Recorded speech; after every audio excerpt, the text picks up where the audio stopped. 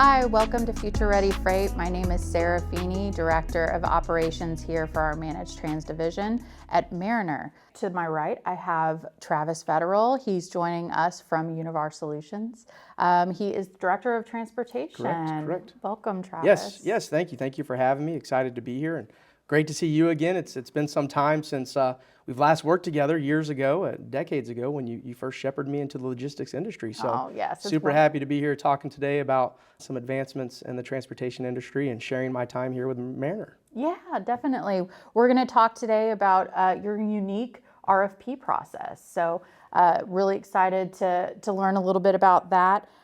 If you could give us a little background on your RFP event that you hold every year. We're looking forward to kicking off our 2024 RFP later on this fall and our second annual carrier kickoff event as well. And before we get into some of the details, let me just give you a quick little background of Univar. Univar, we are a fine ingredients and chemical distributor recognized as one of the largest in North America. We're a values-based organization where we're serious about safety. We do what we say. We're a place where people matter. We're valuable to others, and together we win. And by doing those things, we're always looking to streamline redundancies, both for our customers, our suppliers, and our vendors alike, in order to optimize our supply chain. And we recognize that an RFP is an extremely important key lever to any capacity management model. And more importantly, a clear direction with a clear strategy RFP for both vendors and the transportation organization alike will really drive that success. So we are excited to begin the process to kick off our next RFP and look forward to your participation and many participations of our other partners as well. How long does it typically take to plan an RFP like this? Our RFP is anywhere from about 6 months to 9 months, but really focusing on building relationships and driving that long-term sustainable value. That doesn't stop. Building partnerships is continuing to engage and find those new opportunities and really innovating and streamlining and growing. And diving into the carrier kickoff portion of our RFP last year, the carrier kickoff event, which is unique, is the opportunity that we take to bring all of our partners, as well as new carriers and potential partners, together for a single event where we share our direction, where we share our new technology adoptions, our new process, and what we're looking to achieve and what our expectations are for these carrier partners. Integrating that into our capacity management model is really a cyclical process that is evergreen. It's continuous. The RFP is a great spot in time, but really the carrier kickoff is that spark plug to the RFP event, and then building those relationships and identifying new opportunities. And the really unique part about continuing to innovate is that was the theme of last year's kickoff event, if you recall, is innovating and growing together and really diving into those partners and looking for solutions together to combat the supply chain headwinds that we face year in and year out. Yeah, thanks again for the invite. We really enjoyed it while we were there. Is that the first one you've had? How many have you done prior? Yeah, so historically we've done RFPs prior. And that's when we identified an opportunity. We identified an opportunity where historically our RFPs were mode specific. We didn't have a standardized timeline. As the supply chain market and external factors continue to evolve, you start a balancing act of when are we focusing on this engagement and that engagement. And so this was the first annual consolidated RFP where we take all of our different modes and we consolidate it down into one single large RFP and one carrier kickoff event. So last year was the first annual. We're looking for this year to be our second annual consolidated RFP and excited. Yeah, having those carriers on site really have to be of value. You really get to engage with the planners and yourself and some of the strategy that the company's really trying to focus on. Was there something that happened within Univar to start your process the way that you do with the RFP? I think you hit the nail on the head, right? The building of those trusting relationships face to face. Nothing specific spurred us to make this bold approach, but we do know that the transportation market proved to be quite challenging over the previous years with the pandemic and many different external factors. And along with that, Univar Solutions, we brought in a bunch of new leadership in the transportation space. And so this was the opportune time to reach out and say, we've got everybody together at one time to ensure that every carrier partner that is delivering our products to our customers day in and day out, continuing to help keep our communities healthy, fed, clean, and safe, continuing to deliver the expectations that we hold ourselves and our carrier partners accountable, got to meet face to face with their internal key stakeholders, with their district transport managers, and understood that we are your voice internally.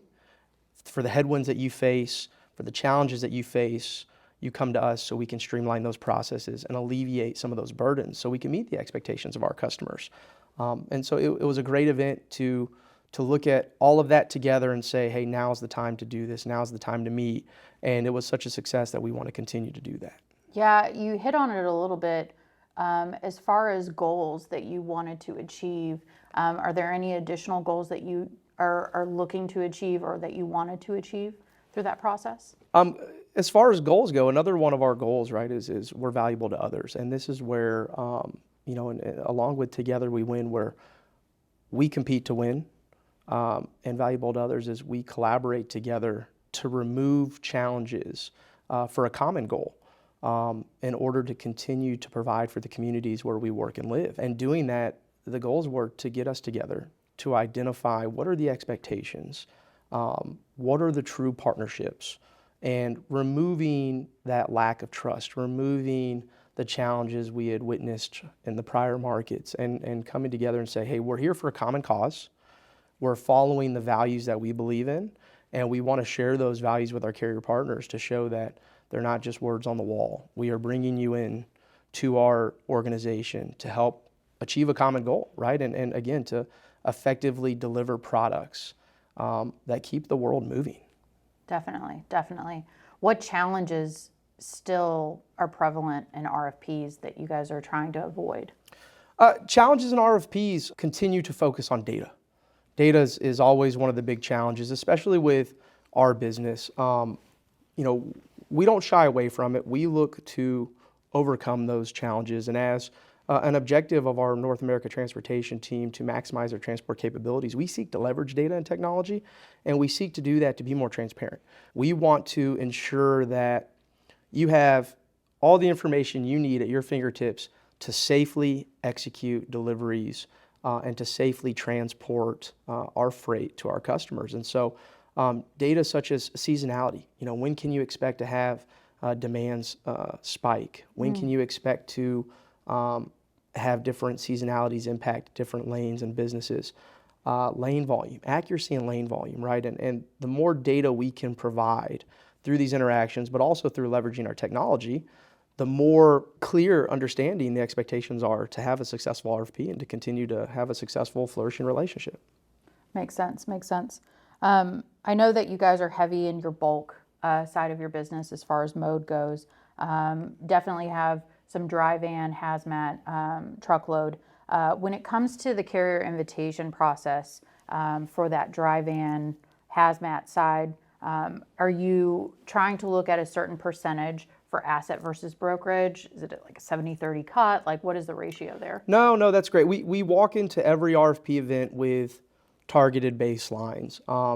But the unique part about our business where we hit every mode, as you called out, from our large LTL business to our large truckload package business, and we can't forget our large liquid hazmat tanker business. We allow the technology and the data to help us identify the right solution. So incorporating the different TMS systems and the different RFP data systems that we adopt and we share during the carrier kickoff event helps us find that right mold of balance between asset, between brokers, et cetera. And knowing that the liquid tanker market doesn't have a large brokerage opportunity or market, then it does somewhat skew how we want to take advantage of those opportunities. So we set factors and we set those in strategies which we share, but we allow the data to help us define what the best solution is. Yeah, the data has to remain the truth for everybody, every line of business that we're in, right? So, when it comes to a new carrier partner, what do you look for to qualify them? And for incumbents, as you're continuing your partnership with them, is it really based on-time service? Is it cost? What are your decision factors? No, that's a great question. Cost and service are obviously key.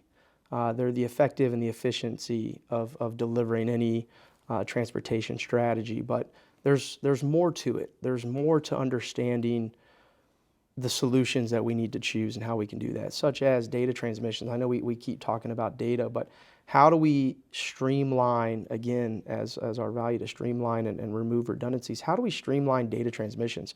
Ensuring that we get accurate, timely updates so that we can drive confidence of our customers.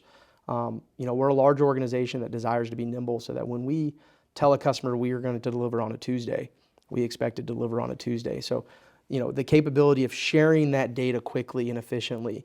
Then we can go to OS&D, the ability to ensure that, again, we're delivering safe product. Our product's not getting damaged. It's not causing problems downstream, or proper invoicing. So claims goes into effect of how we review incumbency, how we initiate new carriers' engagement. There's also the opportunity for just for maximizing capabilities.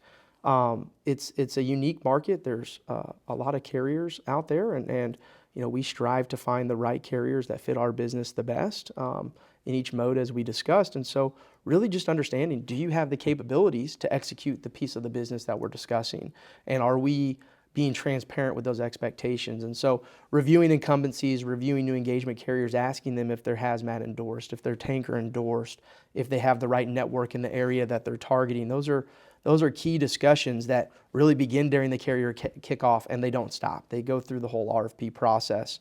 And then lastly, really, what's important to us is innovation.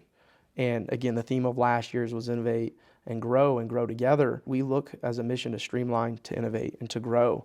And so those carriers that can provide us creativity, unique solutions, the demands of our customers in the marketplace are changing daily. The speed in which those demands are changing daily. So there's not a one-size-fits-all solution, as AJ on your team always likes to say. So we're super excited. But creativity, solutions, those are what really change the conversation, is who can bring us a unique way to look at something to help solve it both efficiently and effectively. Yeah, that's a goal for Mariner, right? To excite our customers and come up with those solutions. So as far as incumbents go, are there incumbents that you have in your network that are just grandfathered in that, no other carrier will ever be able to touch because of service or what have you? No, incumbency is important for us.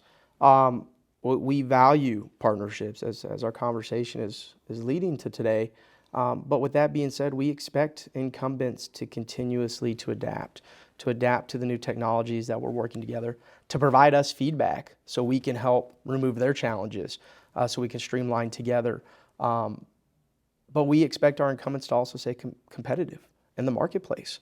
And we look to always engage in that conversation. And if there's ever an opportunity to bring a new carrier engagement, we'd like to do that. And we'd like to look at how can we, again, continue to mold our solution to fit the customer's needs. And so incumbents are a huge priority for us, and they're an extreme value to our partnerships. But we do acknowledge that open competitiveness is fair. And that only drives us to be better and drives our carriers to be better, and really continues to define the relationships that we have with our incumbents. So incumbency is high. I wouldn't say that anything is out of bounds for an incumbent or for an engagement of a new carrier. We stick to what our foundation is, and in identifying these partnerships through, as you called out, cost, service, data transmissions, creativity of new solutions, and that's who we look to partner with and expect continuous improvement. We don't expect a solution today that fits tomorrow. Makes sense. We were able to join you last year for your event, and it was eye-opening to see that unique process that you guys facilitated for all of your carriers, your incumbents, new, old. What will the group expect this year versus what they saw last year? Did you make any changes? No, great question. As far as this year, it's the same timeline. So we're still expecting a carrier kickoff in early fall. I saw the RFP opens later towards the end of the year, and we'll close it out with awards going live towards, again, the end of the year. as far as changes goes, you're going to have to show up to find out. There's some great advancements that we're making upon our foundation that we discussed last year with some technology adoptions. ESG is always a large conversation that we want to continue to advance in with our carrier partners and look for those new ways to innovate and reduce our carbon emissions.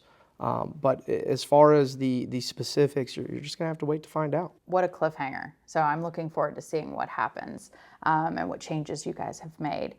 We enjoyed participating last year. Just to close, your overall strategy as an organization that has to tie into this RFP.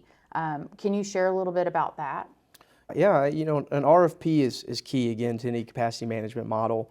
As we continue to look at how we're defining and securing the capacity we have to support our organization's overall broader strategy and continuing to stay nimble and agile so that we can continue to meet the expectations and demands of our customers. The RFP is the groundwork. It's the foundation of future years planning. It helps us align with our partners. It helps us identify the expectations and the secured business that we can look to support, again, delivering those expectations. And then the continuous management of the capacity management model from benchmarking ourselves and keeping with industry trends and market outlooks will help us further navigate any waters that come our way in the external market. And so it starts with the RFP and the next year it comes back and it ends with the RFP, and then we continue this process. Wonderful. Well, again, thank you so much for joining us today and walking through your unique process. I know you got to get back to planning that RFP coming out in August. Thank you, and thank Mariner for allowing me to come today and sit down. We are fortunate and excited for all of our partners to come back and join us again this August. Be prepared. There's going to be some neat little news and expanding upon the foundation that we set. But we thank you and we thank everyone that can join us. So thank you again for joining us. This is Sarah Feeney, Future Ready Freight. See you next time.